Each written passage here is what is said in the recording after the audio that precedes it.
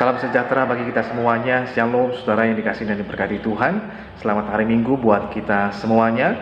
Hari Minggu ini kita boleh bersyukur lagi buat satu kesempatan yang baik. Kita boleh beribadah kepada Tuhan yang hidup. Ini suatu anugerah dan itu suatu kebaikan Tuhan yang Tuhan nyatakan di tengah kehidupan setiap kita. Hari ini kita akan belajar lagi kepada firman Tuhan. Saya berikan judul I want more, artinya saya ingin lebih lagi. Melalui pelajaran firman Tuhan di hari Minggu ini kita mau belajar agar dalam kehidupan kita tidak menjadi orang yang cepat berpuas diri, tetapi kita ingin terus bertumbuh dengan lebih dan lebih lagi dalam pengenalan tapi juga dalam kebenaran, sehingga kita mengalami Tuhan dan mengalami kebenaran Tuhan yang makin mengubahkan Anda dan saya semakin serupa dengan Tuhan Yesus Kristus. Nah, hari ini saudara yang dikasihi Tuhan, saya mengambil satu pembacaan dalam Injil Markus pasal yang keempat, ayat yang pertama sampai dengan ayat yang ke-10. Tapi saya hanya akan membacakan bagi saudara ayat yang pertama, yang kedua, ayat 9 dan ayat yang ke-10. Demikian bunyi firman Tuhan. Pada suatu kali Yesus mulai pula mengajar di tepi danau. Maka datanglah orang banyak yang sangat besar jumlahnya mengerumuni dia, sehingga ia naik ke sebuah perahu yang sedang berlabuh, lalu duduk di situ. Sedangkan semua orang banyak itu di darat di tepi danau itu, dan ia mengajar banyak hal dalam perumpamaan kepada mereka. Dalam ajarannya itu ia berkata kepada mereka. Ayat yang ke-9, dan katanya, siapa mempunyai telinga untuk mendengar, hendaklah ia mendengar. Ayat yang ke-10, ketika ia sendirian, pengikut-pengikutnya dan ke-12 murid itu menanyakan dia tentang perumpamaan itu. Nah, saudara yang dikasihi dan diberkati Tuhan, satu kali dikisahkan bagaimana Tuhan Yesus berada di tepi danau dan dia mengajar banyak orang. Yang mungkin awalnya hanya sedikit orang, tetapi lama-kelamaan semakin banyak orang yang datang, sehingga tempat itu kemudian menjadi penuh sesak. Maka Tuhan Yesus naik ke atas perahu dan mulai mengajar banyak orang. Tuhan Yesus mengajar banyak orang melalui perumpamaan-perumpamaan. Hanya persoalannya setelah Tuhan Yesus selesai mengajar dengan memberikan perumpamaan kepada mereka, dan salah satunya adalah perumpamaan tentang seorang penabur, maka selesai itu orang banyak kemudian pulang ke tempat mereka masing-masing. Maka hanya tinggal Yesus seorang diri. Maka disitulah pengikut-pengikut Yesus dan murid-muridnya kemudian mendatangi Yesus dan untuk menanyakan apa maksud dan arti dari perumpamaan tentang penabur itu. Karena rupa-rupanya bukan hanya orang banyak, tapi juga murid-murid dan pengikut Kristus itu juga mereka belum mengerti dan memahami arti dari perumpamaan yang Tuhan Yesus sampaikan. Lalu kemudian Tuhan Yesus memberikan penjelasannya kepada mereka tentang arti dari perumpamaan seorang penabur. Nah, dari peristiwa ini saudara yang dikasihi Tuhan, kita dapat belajar ada beberapa hal yang penting dan menarik. Yang pertama, betapa pentingnya dalam kehidupan kita mesti memiliki yang namanya kerinduan atau rasa haus, lapar akan kebenaran firman Tuhan. Kerinduan dan rasa haus, lapar akan kebenaran firman Tuhan sangat jauh berbeda dengan sekedar ingin memenuhi rasa ingin tahu kita, penasaran kita. Kalau kita hanya sekedar memiliki rasa ingin tahu atau untuk memuaskan rasa penasaran kita, itu hanya akan membuat kita hanya ingin tahu saja. Setelah kita tahu ya cukup sampai di situ saja, tidak mau lebih lagi. Namun berbeda dengan keingintahuan, namun yang harus kita miliki dalam kehidupan kita adalah memiliki yang namanya kerinduan. Kerinduan, rasa haus dan lapar akan Tuhan, akan kebenaran firman Tuhan, itulah yang akan membuat kita kemudian bisa dipuaskan. Dalam Injil Matius pasal yang kelima, ketika Tuhan Yesus berbicara tentang ucapan bahagia, Tuhan Yesus mengatakan berbahagialah orang yang haus dan lapar akan kebenaran, karena orang yang memiliki rasa haus dan lapar akan kebenaran atau kerinduan akan kebenaran firman Tuhan, mereka lah yang kemudian akan dipuaskan, yang menerima dan menerimanya dengan kelimpahan. Sebab itu betapa pentingnya kita harus punya akan hal ini, terutama dalam kehidupan kita pada saat kita mendengarkan firman Tuhan dalam ibadah. Itu sebabnya berkali-kali saya ingatkan supaya setiap kita juga mempersiapkan catatan pada saat kita membaca ataupun sedang mendengarkan firman Tuhan. Tujuannya apa? Agar ketika kita menuliskannya, mencatatnya, kita tidak lupa rema apa yang kita dapat, Berkat firman Tuhan, apa yang Tuhan bicara secara pribadi buat kita untuk kita kerjakan dalam hidup ini, dan itu memberkati hidup kita. Kita tuliskan hal itu, dan kemudian ketika kita pulang, kita juga menyediakan waktu untuk membacanya lagi dan merenungkannya, menelitinya kembali, mempelajarinya, dan Anda akan mendapatkan lebih dan lebih banyak lagi. Tuhan Yesus mengatakan, barang siapa yang mempunyai, kepadanya akan diberi sampai berkelimpahan. Tapi barang siapa yang tidak mempunyai, kepadanya akan diambil apapun itu yang ada padanya. Tuhan berkata demikian, itu artinya barang siapa yang mempunyai kerinduan, rasa haus dan lapar akan Tuhan, Tuhan akan memberikan kepadanya lebih dan lebih lagi. Firman kebenaran akan dinyatakan. Tapi bagi siapa yang nggak ada kerinduan, yang nggak dapat apa-apa. Demikian juga yang sering terjadi dengan kehidupan kita pada saat kita beribadah, baca firman Tuhan. Berapa banyak orang yang tidak dapat apa-apa, sekalipun mereka sudah pulang beribadah, bahkan berkali-kali beribadah, sehingga tidak mengherankan hidup mereka juga nggak mengalami perubahan hidup. Tetap sama, karakter mereka yang buruk, yang tidak baik tetap sama. Kebiasaan mereka yang buruk, mereka harus lakukan ya juga tetap sama. Namun saudaraku yang dikasihi dan diberkati Tuhan, kita mau belajar hari ini dari kebenaran firman Tuhan. Sebab seberapa besar dan seberapa jauh rasa rindu, haus dan lapar kita akan kebenaran, itu akan sangat menentukan seberapa besar juga yang akan kita peroleh. Semakin besar kerinduan kita, semakin besar pula yang akan kita peroleh di tengah kehidupan kita. Itu sebabnya kita mesti punya kerinduan yang dalam akan kebenaran firman Tuhan, rasa haus dan lapar akan kebenaran firman Tuhan. Bagi orang yang kenyang, segala sesuatu, makanan seenak apapun kurang menarik. Tapi berbeda bagi orang yang lapar, makanan sesederhana apapun itu terlihat sangat menarik. Demikian halnya dengan kebenaran firman Tuhan, itu akan menjadi sangat menarik, akan menjadi sesuatu yang sangat memberkati, bahkan membuat kita antusias untuk mendengarnya, untuk menerimanya. Manakala firman Tuhan kita datang dengan penuh kerinduan, rasa haus dan lapar akan kebenaran firman Tuhan, terlepas dari siapapun yang menyampaikannya. Itu sebabnya kerinduan itu mesti ada di tengah kehidupan kita. Sebesar itulah kerinduan kita, sebesar itu juga yang akan kita terima dalam hidup setiap kita. Yang kedua, saudaraku yang dikasihi Tuhan, mari belajarlah dalam kehidupan kita menjadi orang percaya yang mau aktif, proaktif, bukan kemudian menjadi orang percaya yang pasif. Apa yang dilakukan oleh murid-murid Tuhan Yesus dan pengikutnya itu menunjukkan sikap yang aktif, bukan pasif. Di situ kita melihat ada dua kelompok orang. Ada kelompok orang yang pasif, ada orang yang aktif.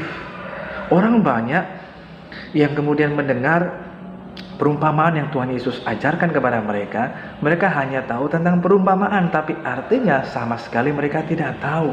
Selesai Tuhan Yesus berbicara, seharusnya lah ketika mereka aktif menanyakan kepada Tuhan, Tuhan apa tadi maksudnya? Kami belum mengerti.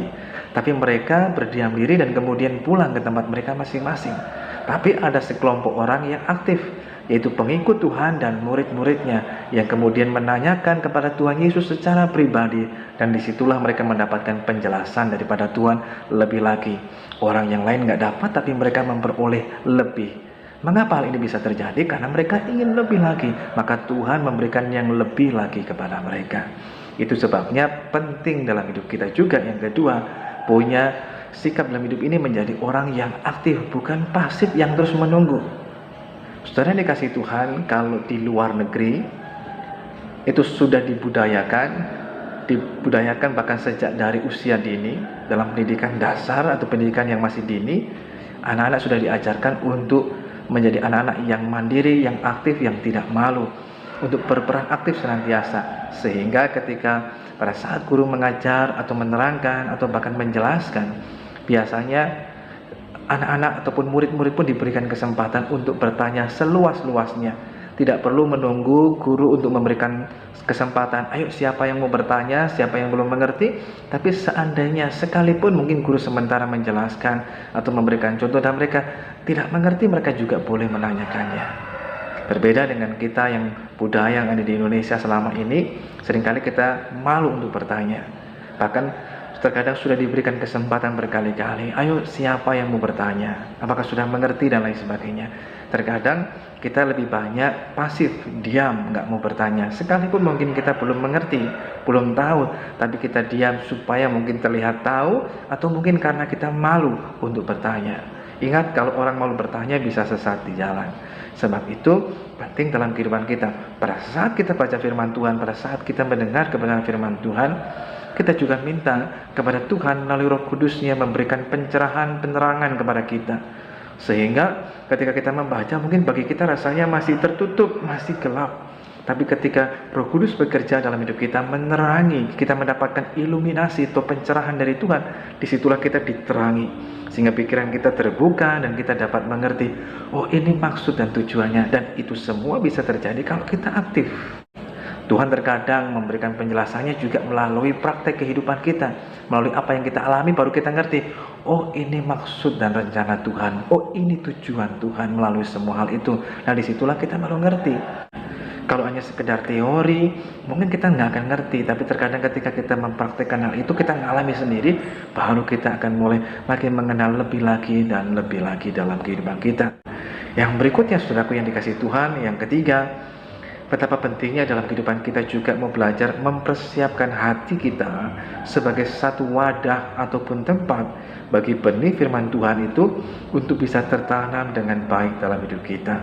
Sehingga pada akhirnya ketika kita mempersiapkan hati kita sebagai wadah dan tempat yang baik bagi benih yang baik itu untuk jatuh di tanah hati kita yang baik, maka benih itu akan bertumbuh, bahkan kemudian akan berbuah. Dan berbuah berkali-kali lipat. Ada yang 30, 60, bahkan 100 kali lipat. Dan inilah yang menjadi tujuan utamanya. Firman Tuhan adalah benih. Nah benih yang ditaburkan itu agar bisa kemudian sampai dalam kehidupan kita. Dan itu bisa kemudian menjadi suatu hal yang mentransformasi, yang mengubahkan kehidupan kita. Maka benih itu harus kemudian jatuh di tanah yang baik dan mendapatkan tempat, dan dia bisa mendapatkan ruang yang seluas-luasnya untuk bertumbuh dan berbuah. Itu sebabnya dalam kehidupan kita, kita perlu mempersiapkan hati kita. Ayat yang ke-20 dikatakan, dan akhirnya yang ditaburkan di tanah yang baik ialah orang yang mendengar dan menyambut firman itu. Kalau hati kita keras, kita tidak dapat menerima firman Tuhan. Kalau hati kita masih dipenuhi dengan kekecewaan, kepahitan, dengan kebencian, dengan ketamakan, iri hati, dan lain sebagainya, akan sangat sulit bagi kita untuk kita mau mendengar dan menerima firman Tuhan. Kalau di hati kita masih keras, mari kita berdoa dan meminta kepada Tuhan akan lewat Roh Kudus-Nya itu melembutkan hati kita yang keras. Apa yang bisa membuat hati kita keras? Kalau kita mengizinkan hal-hal seperti kekecewaan, kepahitan, kebencian, itu tinggal tetap dalam hidup kita, itu akan membuat hati kita menjadi keras. Sehingga kita akan menolak setiap firman yang disampaikan. Kita akan menjadi orang yang ketus dan gak mau dengar. Sehingga ketika firman Tuhan memberitahukan kita, menasihati kita, menegur kita, kita akan berkata, enak sekali, di situ hanya ngomong, saya yang alami. Itu artinya kita tidak mau mendengar. Hanya orang-orang yang mau menerima dan menyambut firman Tuhan dengan sukacita dalam hati dan hidupnya lah yang akan mengalami perubahan hidup. Bila tidak, Anda akan tetap sama, tidak akan berubah. Karakter kita tidak berubah. Kalau dulu orang yang sombong, ya tetap sombong. Orang yang angkuh, ya tetap angkuh. Orang yang rendah diri, ya tetap rendah diri. Orang yang pelit, ya tetap pelit, gak akan bermurah hati. Namun ketika kita mau belajar, mendengar dan menerima firman Tuhan di tengah kehidupan kita, kita yang dulunya orang mungkin keras kepala, orang yang sombong, orang yang angkuh, tapi ketika kita mendengar firman Tuhan, untuk kita mau belajar merendahkan hati, kita mau taat melakukannya, sekalipun itu tidak mudah, tapi kita berkata, saya mau taat Tuhan, itulah yang akan mengubahkan hidup kita, sehingga kita diubahkan dari orang yang sombong menjadi orang yang rendah hati. Sekalipun mungkin kita dipuji-puji, ditinggikan, kita tetap rendah hati. Ataupun sekalipun orang merendahkan kita, kita juga tidak menjadi orang yang kemudian rendah diri, tapi kita tetap rendah hati di hadapan Tuhan. Dan itu buah yang kita keluarkan. Demikian halnya mungkin kita dulunya adalah orang yang tamak, orang yang kikir, orang yang pelit. Tapi ketika kita mendengar firman Tuhan, Tuhan berkata, berilah, belajar untuk memberi, mengasihi saudara yang lain, bahkan orang yang membenci, yang tidak suka dengan kehidupan kita. Tapi kita mau belajar memberi kepada mereka, sekalipun memang mungkin keadaan kita sedang terbatas, dalam kekurangan bahkan. Tapi ketika kita mau belajar taat untuk memberi, disitulah kehidupan kita akan diubahkan. Dari orang yang tamak, orang yang kikir, orang yang pelit, menjadi orang yang murah hati, karena kita telah mengalami kemurahan hati daripada Tuhan. Sehingga dengan jalan demikianlah hidup kita akan berbuah. Itulah Tuhan dipermuliakan dan orang akan diberkati melalui kehidupan kita. Ada perubahan yang terjadi, sehingga firman Tuhan bukan hanya sekedar memberikan kepada kita informasi untuk menambah pengetahuan saja, tapi sungguh-sungguh kita akan menjadi orang yang diubahkan lewat firman Tuhan, ditransformasi, dan kita menjadi orang yang berbuah bagi Tuhan. Buat apa kita kaya dengan pengetahuan firman Tuhan, namun hanya menjadikan kita menjadi seperti orang Farisi atau ahli Taurat? Nggak akan berguna kehidupan kita. Tapi alangkah lebih baiknya dalam kehidupan kita makin bertumbuh dalam pengenalan yang benar. Sebab itu, milikilah kerinduan untuk semakin haus dan lapar akan kebenaran firman Tuhan. Tapi juga kita menjadi orang yang jangan cepat berpuas diri, menjadi orang yang aktif untuk kita mau mencari dan lebih lagi, maka Tuhan akan menambahkan lebih lagi kepada kita. Namun demikian juga kita mau belajar mempersiapkan hati kita. Jaga hati kita, jangan biarkan hal-hal yang lain merusak dalam kehidupan kita, dalam hati kita, sehingga hati kita tetap terkondisikan dalam keadaan yang baik. Dengan benih firman Tuhan itu akan terjaga. Dalam kitab Amsal mengatakan, arahkan pandanganmu dan telingamu pada firman Tuhan, pada perkataan Tuhan. Simpanlah firman itu di lubuk hatimu dan jaga hatimu dengan segala kewaspadaan, sehingga dari situlah akan muncul yang namanya kehidupan, bukan kematian. Sehingga hal yang kita keluarkan adalah hal yang kehidupan, manakala kita mau mendengar dan menyimpan firman Tuhan, tapi juga kita menjaganya. Mari bersama kita lakukan firman Tuhan ini di tengah kehidupan kita. Ketika kita mau lebih lagi, Tuhan akan mempercayakan kepada kita lebih banyak lagi. Tuhan Yesus memberkati setiap kita. Mari kita mau berdoa. Bapa surga kami mengucap syukur kepadamu buat firman Tuhan yang telah kami dengar. Biarlah kiranya terus dalam kehidupan kami ada kerinduan yang dalam, rasa haus dan lapar akan kebenaran firman-Mu Tuhan. Bukan hanya sekedar rasa ingin tahu atau penasaran, tapi sungguh-sungguh kami rindu Tuhan. Dan kami memiliki rasa haus dan lapar akan kebenaran-Mu. Maka kami percaya Engkau akan memberikan kepuasan dan kelimpahan dalam kehidupan kami untuk makin mengerti dan mengerti lagi Tuhan akan apa yang menjadi kehendak-Mu buat setiap kami. Roh Kudus terus kiranya menuntun, yang menjadi guru dan penolong dalam kehidupan kami, memberikan pencerahan kepada kami, sehingga kami dapat mengerti apa yang menjadi kehendak-Mu melalui setiap firman Tuhan yang kami baca, yang kami dengar dalam hidup ini. Tapi kami juga mau bertumbuh menjadi orang percaya yang aktif Tuhan, yang terus mau melakukan firman-Mu dalam ketekunan dalam hidup ini. Terpujilah nama Tuhan, memberkati kami semuanya Tuhan, kami yang telah mendengarkan firman-Mu. Biar kiranya berkat anugerah Tuhan menyertai dalam hidup setiap kami. Dalam nama Tuhan Yesus kami berdoa, haleluya, amin. Puji Tuhan, selamat hari Minggu buat kita semuanya. Tuhan Yesus memberkati Anda sekalian, amin.